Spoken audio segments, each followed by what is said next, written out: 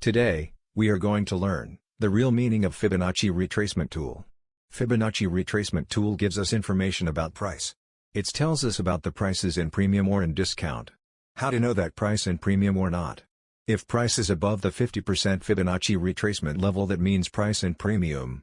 Similarly, if price below the 50% retracement level, that means price in discount. How to draw Fibonacci retracement level in uptrend.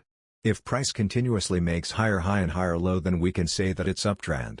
Now let's see how to draw Fibonacci levels. Draw from swing low to swing high.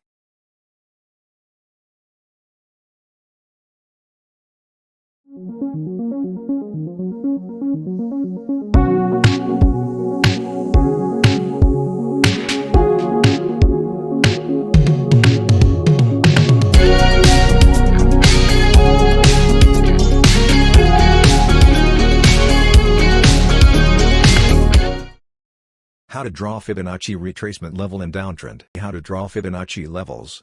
Draw from swing high to swing low.